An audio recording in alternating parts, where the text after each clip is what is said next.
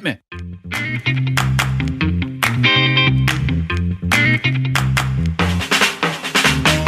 Welcome to the Senior Rehab Podcast. The podcast for rehab clinicians that want to better serve older adults. And now, your host, Dustin Jones.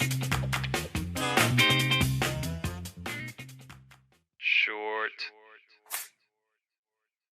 Hello, friends. This week's Senior Rehab Short comes from our good friend Neil Maltby from becomingmorehumanblog.wordpress.com. This is called Algorithm is Going to Get You. This is posted on November 24th, 2015.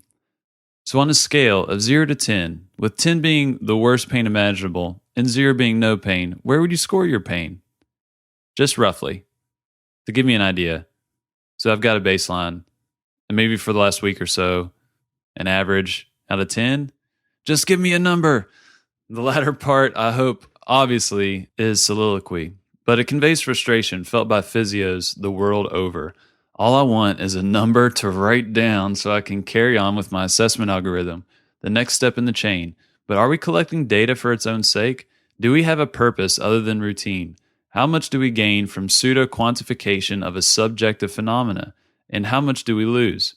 On reflection, I've always felt awkward trying to coerce someone to score their pain. Have you ever noticed how frustrated they can become?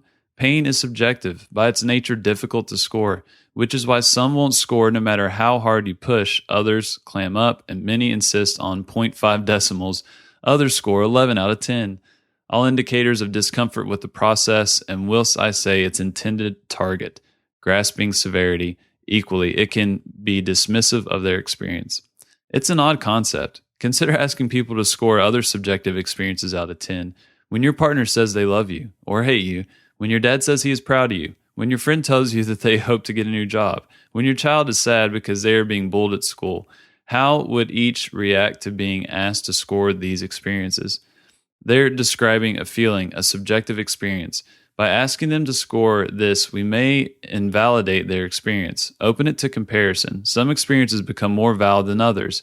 Intensity and quality are appropriate to measure, but can be gained without numbers. Then there's a graphic that says algorithm, a process or set of rules to be followed in calculations or other problem-solving operations. The subjective risk becoming a quantitative data collection process that can be measured, that act as markers. There's a deep-rooted attraction to objective mathematical data. It is neat, concise, and accurate. I always remember a lad I played footy with at uni doing a math degree. He'd often get a mark of 100% in some of his modules. I wonder how many university essays are marked at 100%. The hope with algorithm is that it's mathematical, methodical, and if you get things just right, it's 100% guaranteed. All you need is comprehensive data and a robot. Magic. Another graphic. Algorithm needs finite time and space, well-defined language, initial state and start, finite, well-defined steps, known outcome. So can health be reduced to data? Can science be reduced to numbers? Can pain be reduced to a score? Of course, some people can score pain without inner turmoil, but when we force a subject to be an object, we lose something. In the same way, if we force objective data into purely subjective, imagine the difference between describing your favorite song, painting, game, compared to actually seeing, hearing, experiencing, or observing this in person. Hence, a picture paints 1,000 words, although even this is subject to interpretation. The danger of algorithm is that if we force their story into numbers and measurements and miss powerful words and narrative, allow them to paint a picture, not color by numbers. Another graphic. At times I feel our need to be objective ties our hands behind our back. That's from Flanagan in 2015. No call should be made to abandon objective data. Rather, gather it appropriately. It does ask questions of how we collect meaningful data. Can we capture qualitative outcome measures? We need in this age to show our impact. This is easier in number. We are also keen to distance ourselves from alternative therapies. This has pushed us away from non-numeric outcomes in order to be viewed real science. Our fear is that alternative therapies may produce positive data. Rightly so, we should aim higher than this. But should we throw it out? What about in science? The visual analog scale and the numeric rating scale are commonly used in research and has been shown reliable, but no way of measuring pain accurately exists. The pain experience that then becomes ordinal data or even interval/ratio. As a surrogate measure, the visual analog scale may still have a role in research, but clinically it is more questionable. Does using the visual analog scale make a better clinician? Matt Danziger's blog challenges the purpose of outcomes nicely. Are outcomes patient-centered, or are they focused on the outcomes of the clinician or research funders?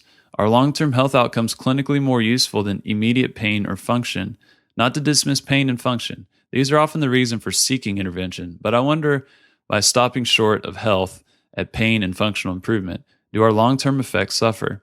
Health is a vast and complex area. Sometimes pain is easy to change. Immediate behavior change often prompted by consciousness of pain plus an appropriate strategy. But overall health change is harder. It requires lifestyle change. When the prodding of the conscious dulls through a narrative of time or helplessness, sometimes pain is difficult to change. Should we focus on health instead? How much should we be looking for pain management strategies, and how much for health management strategies? So let us think. Think where an algorithm is going to get you. Are we looking for quick answers to robotic questions? Do we deal in singular thought processing or binary outcome? Yes or no? Unfortunately, the subjective history is nuance, which doesn't suit an algorithmic approach. Sorry, robots. Be more human. Be less robot. Thanks for getting this far. Hit me. Thank you for listening to the Senior Rehab Podcast. The show notes can be found at seniorrehabproject.com. And while you're there, be sure to check out the products and the resources page. This is where you can find helpful services or products and recommendations to make you a better clinician. Also, if you enjoy this conversation, just do me one favor and share it with one other person that could benefit. And until next time, do not forget to stay funky.